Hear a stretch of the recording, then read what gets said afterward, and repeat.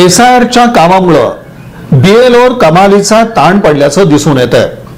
एका नागरिकाबरोबर शिक्षक असलेल्या बीएलओनं शिवराळ आणि आरवाच्य भाषेत आरेरावी केली, याची ऑडिओ क्लिप सध्या चांगलीच व्हायरल होते। मतदार यादीच्या विशेष पुनरीक्षणाचा कार्यक्रम सध्या सुरू असून बूथ लेवल ऑफिसर अर्थात बीएलओ म्हणून शिक्षकांची नियुक्ती करण्यात आली आहे। अतिरिक्त कामाचा ताण, शैक्षणिक कामकाजावर होणारा परिणाम आणि वाढलेल्या जबाबदाऱ्यांबाबत विविध स्तरांवर चर्चा सुरू असतानाच बीएलओ आणि एका नागरिकामधील वादाची ऑडिओ क्लिप सोशल मीडियावर व्हायरल झाली असून ती चर्चेचा विषय ठरली आहे। व्हायरल झालेल्या ऑडिओ क्लिपमध्ये संबंधित नागरिक मतदार यादी संदर्भातील अडचणींबाबत बीएलओ कडे विचारणा करत असल्याचं ऐकू येतं। मात्र यावेळी संतप्त झालेल्या बीएलओनं नागरिकाला दमदाटी करत आरेतुरेची भाषा वापरल्याचं आणि शिवीगाळ केल्याचं या क्लिपमधून ऐकू येतंय। यावर संबंधित नागरिक तुम्ही शिवीगाळ का करत आहात असा जाब विचारताना देखील ऐकू येतो। मतदार यादी पुनरीक्षणाच्या कामाचं महत्त्व अधोरेखित केलं जात असलं तरी प्रत्यक्षात काही ठिकाणी नागरिक आणि बीएलओ यांच्यातील संवादात तणाव निर्माण होत असल्याचं या घटनेतून समोर आलंय। त्यामुळे नागरिकांना या प्रक्रियेदरम्यान कोणत्या प्रकारच्या अडचणी आणि मनस्तापाला सामोरं जावं लागत आहे याचीही चर्चा सुरू झाली आहे। हा, कुठं राहतो रे तू? कर्णिक नगर। थांब, तुझ्या आईला घोडा लावतो तिथे येऊन। का बघून घ्या म्हणजे मला अहो, कन्नड मधलं मग मला कसं कळणार? मग तुला details नीट बोलायची अक्कल नाही तुला? मग मी काय बोललोय ते तुमचं काम आहे काय- म्हणून म्हणलंय।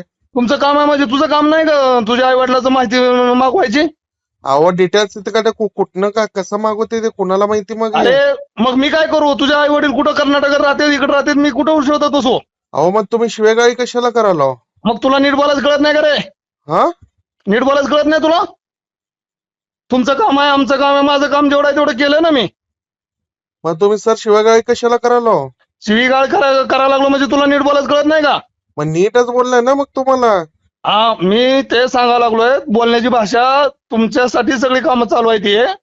अहो आपण पण पण- तुम्ही आपण पण- शिवे कसं देता मला हे सांगा हो सर। नाही नाही, तुम्ही कसं काय असं म्हणता की तुमचं काम आहे, आमचं काम आहे? मग तुमचं मी- काम आहे मी म्हणून सांगा- म्हणलं तुम्ही शिवे मग- देतो डायरेक्ट। नाही नाही, मी सांगायला लागलो ना तिकडचं तुम्हाला संदर्भ मागून घ्या म्हणून। तुम्ही उद्या कुठल्या ऑफिसला असता इथं?